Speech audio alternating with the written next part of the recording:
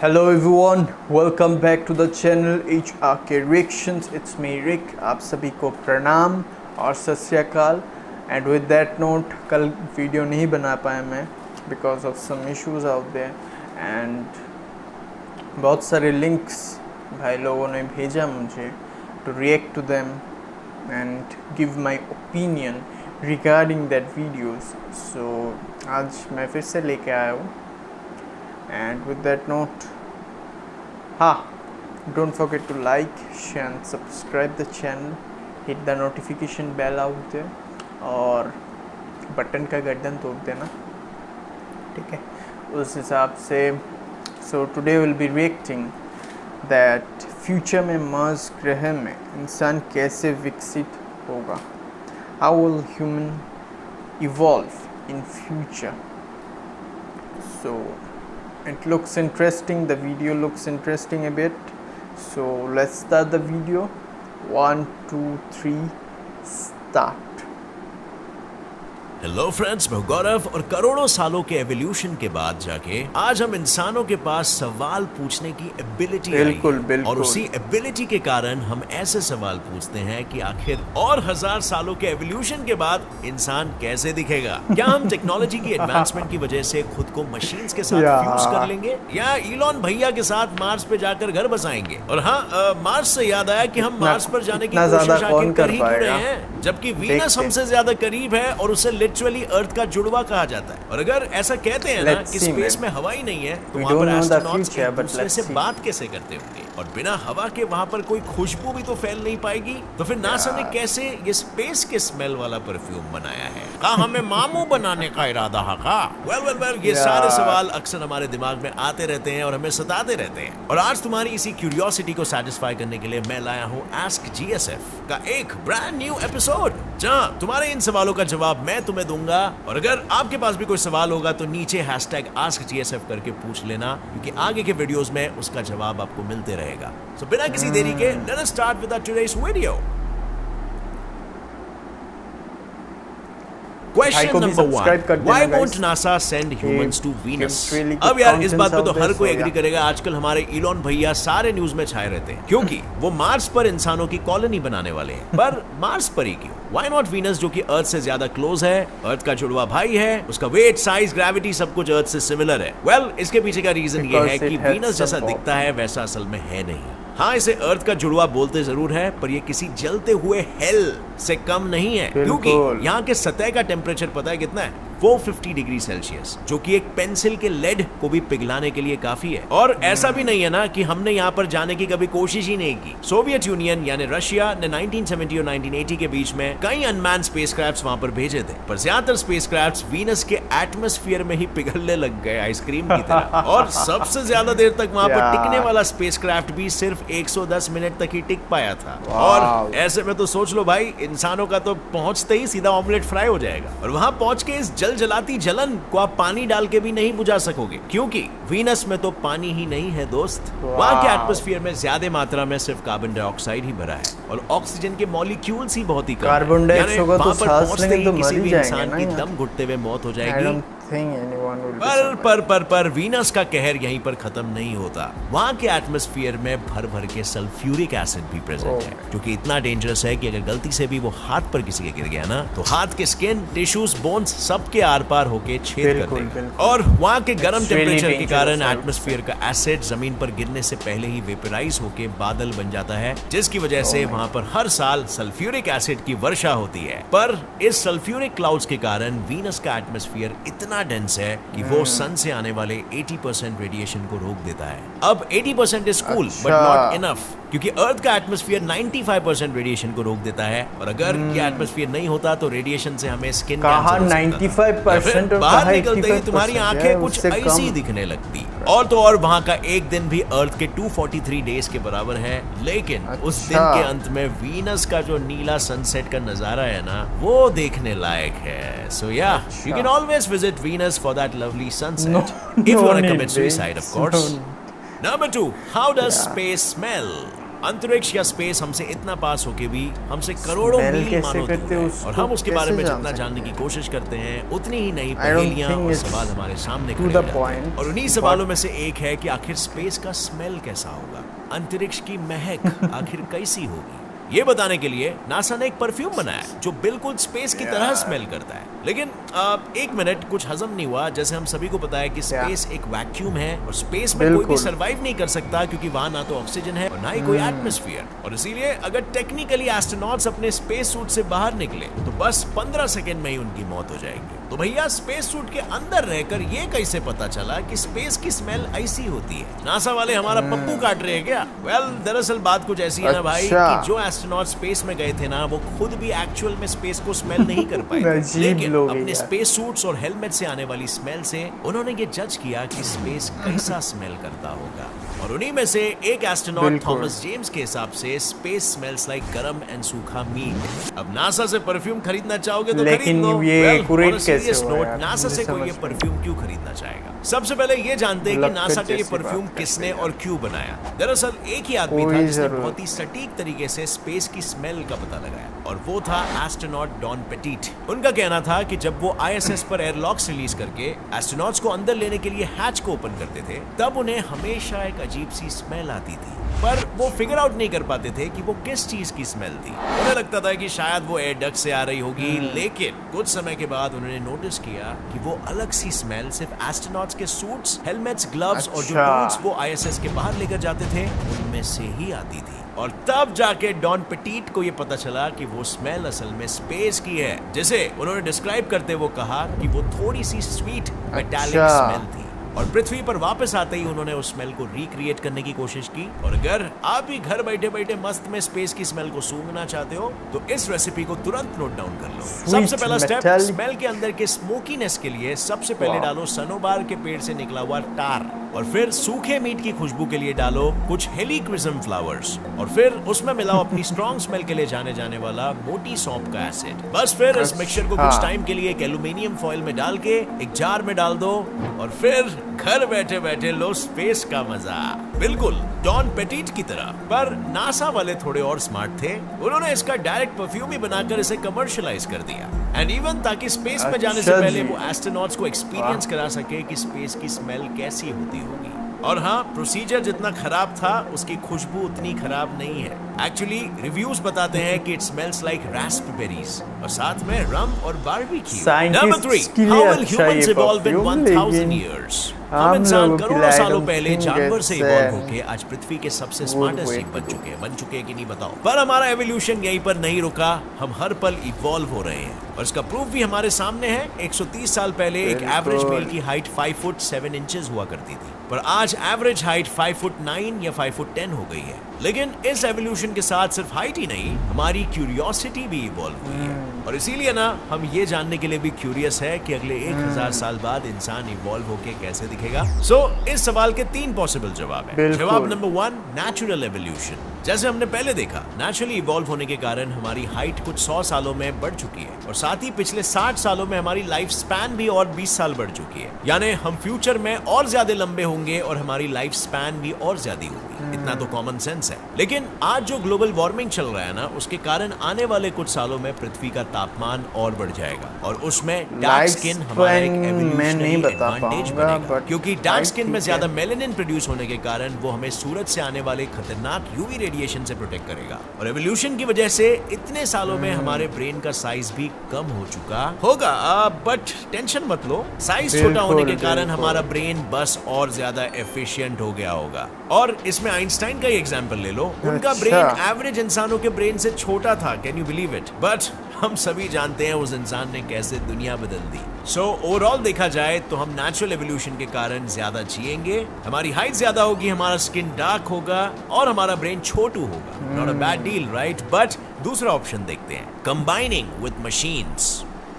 आज जिस हिसाब से हम साइंस और टेक्नोलॉजी के सेक्टर में आगे बढ़ते जा रहे हैं, शायद फ्यूचर में वो दिन ज्यादा दूर नहीं है कि हम एक्चुअली में इवॉल्व होके आधे इंसान और आधे रोबोट्स बन जाएंगे, जिसे कहा जाता है ह्यूमन साइबॉर्ग्स। मतलब आज की तारीख में ऐसी टेक्नोलॉजीज एग्जिस्ट करती है जो किसी साई-फाई मूवी से कम नहीं लगती। ये मशीन वो डेफ लोगों को सुनने में मदद करती है और साथ साथ साउंड को भी रिकॉर्ड करती है, और कुछ हाई-फाई हियरिंग एड्स के अंदर तो बिल्ट इन फोन भी होता है। एंड दूसरा एग्जांपल, एक ओरेगन यूनिवर्सिटी की टीम बायोनिक आईज के डेवलपमेंट में लगी हुई है। ये बायोनिक आईज ब्लाइंड लोगों को देखने में मदद करेगा, लेकिन अगर इसमें कुछ और टेक्नोलॉजिकल डेवलपमेंट्स लाए ना, तो शायद ये आंख हमें वो सब भी देखने में मदद करेगा जो हम इंसान नॉर्मली देख नहीं सकते, जैसे कि इंफ्रारेड रेज, यूवी लाइट और शायद एक्स-रे विजन भी। और अब क्रिस्पर जैसी जीन एडिटिंग टेक्निक्स भी दुनिया में आ चुकी है, जिसके इस्तेमाल से तुम अपने होने वाले बच्चे के जीन्स को लिटरली ऑल्टर करके उसका अपीयरेंस चेंज कर सकते हो और उसके जीन्स में से जेनेटिक डिजीज वाले जीन्स को भी निकाल सकते हो। पर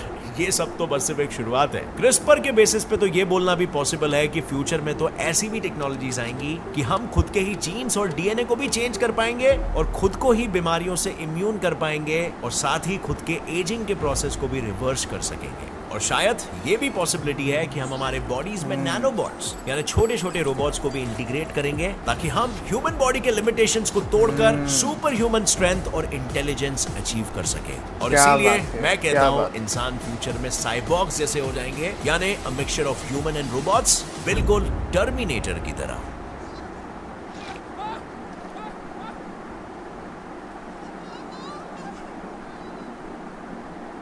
जवाब number 3, human development on Mars.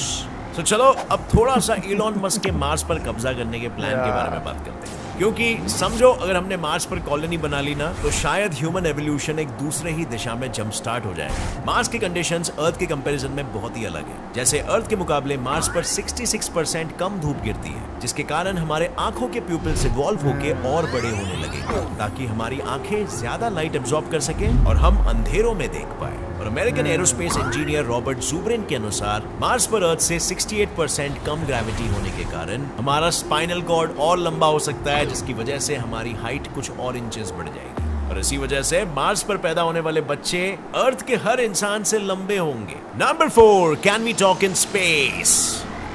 अब फ्रेंड्स फाइनली हम आ चुके हैं आज के फाइनल सवाल पे कि क्या हम स्पेस में बात कर सकते हैं। हमने ये तो देख लिया कि स्पेस में वैसे तो सांस नहीं ले सकते, पर फिर भी एस्ट्रोनॉट्स ने स्पेस की स्मेल को रेप्लिकेट कर लिया। तो क्या स्पेस में बात करना भी पॉसिबल है? देखो, सबसे बेसिक लेवल पर साउंड हवा में होने वाले वाइब्रेशंस होते हैं, पर जैसे हमें आज पता चला कि स्पेस इज अ वैक्यूम और यहाँ पर कोई एटमॉस्फेयर यानी एयर एग्जिस्ट नहीं करता, तो जाहिर सी बात है बिना एयर के वाइब्रेशंस भी क्रिएट नहीं होंगे, and sound is nothing but vibration, right?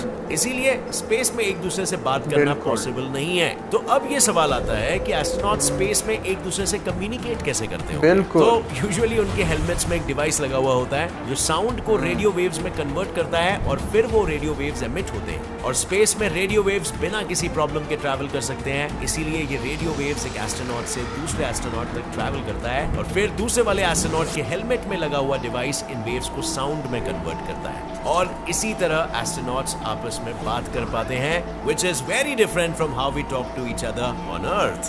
So भाई लोग, अभी मुझे ये बताओ कि आपको क्या लगता है, क्या फ्यूचर में साइबॉर्ग्स होंगे या मार्स में एलियन ढूंढने के बजाय हम खुद ही वहां के एलियंस बन जाएंगे? उम्मीद है ये सारे जवाबों ने आपको सेटिस्फैक्शन पहुंचाया, आपकी क्यूरियोसिटी को। और अगर आपके पास कोई और सवाल है तो नीचे कमेंट सेक्शन में जरूर ठोकना #AskGSF करके, और नेक्स्ट Ask GSF एपिसोड में मैं इसका आंसर लाने की पूरी कोशिश करूंगा। As always friends, stay curious, keep learning and keep growing. जय हिंद।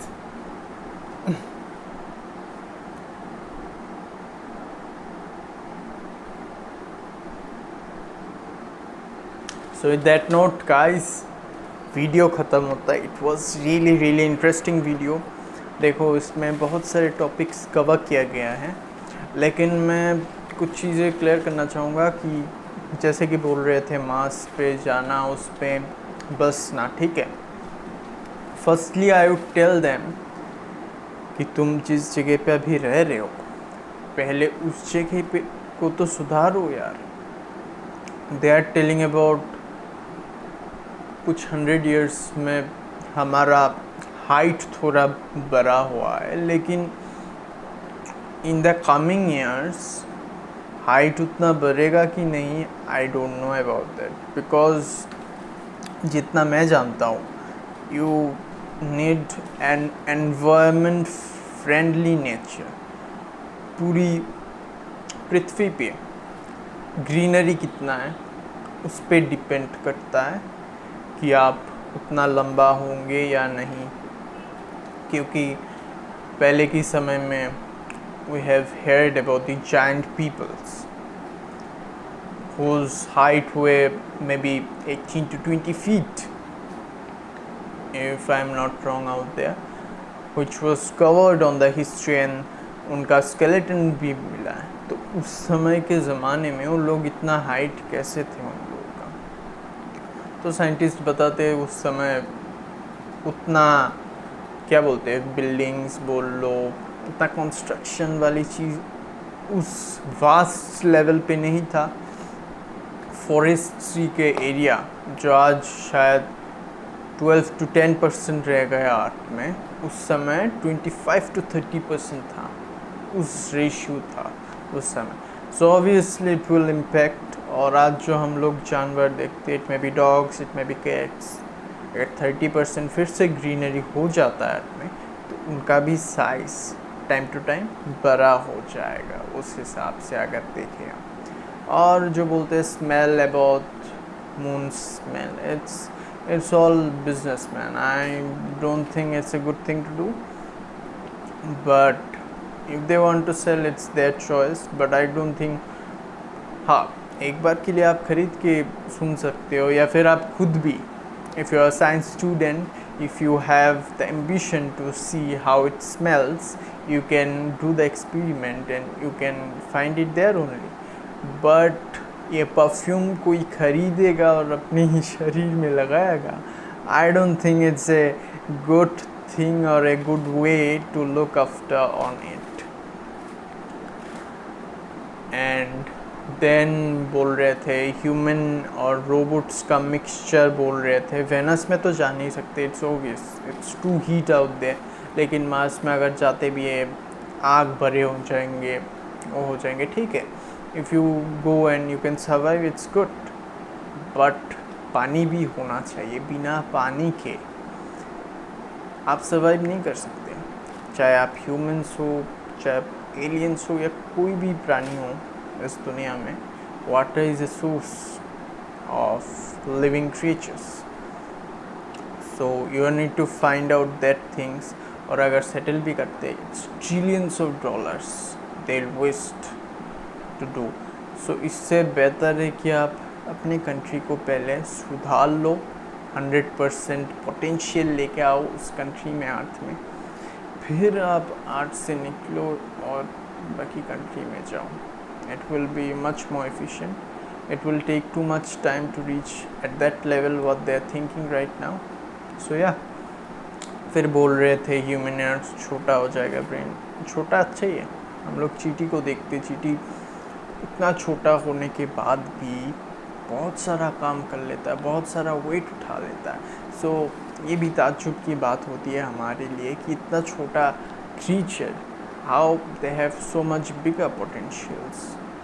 सो जानवर को भी देखते हैं, उनमें भी इमोशंस होता है, सब कुछ होता है। They are far more intelligent than us, I would से।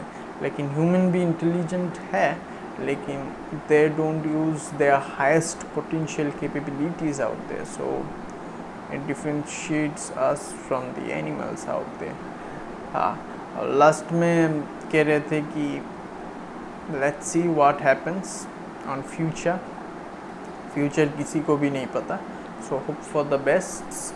और DNA VNA जो चेंज करने का टेक्नोलॉजी बता रहे, देखो यार, एज ए ह्यूमन हाँ चेंज कर सकते हैं लोग if they wanted to, but from my perspective I would say natural is the best way to go with that man.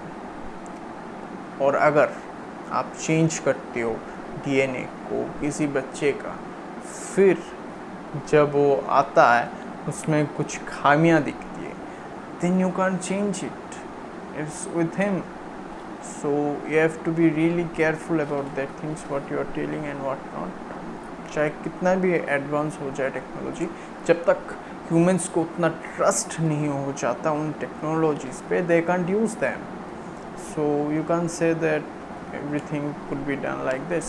It takes time, it needs experience, tests चाहिए बहुत सारे to clarify कि कुछ गलत तो नहीं हो रहा है. So it's a very long time to go in future, I would say.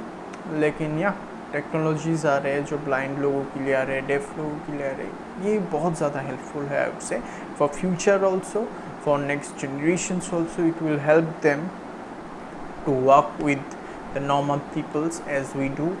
So yeah, technology आगे बढ़ रहा है और हमें भी आगे बढ़ना चाहिए, and we should invent new things for the peoples of the world out there, so that they use them and have a comfortable life out there on the earth out there. So yeah, with that note, I hope you guys have enjoyed my reaction, guys. Don't forget to hit like, share it, and subscribe the channel out there. With that note, I'll see you on the next one.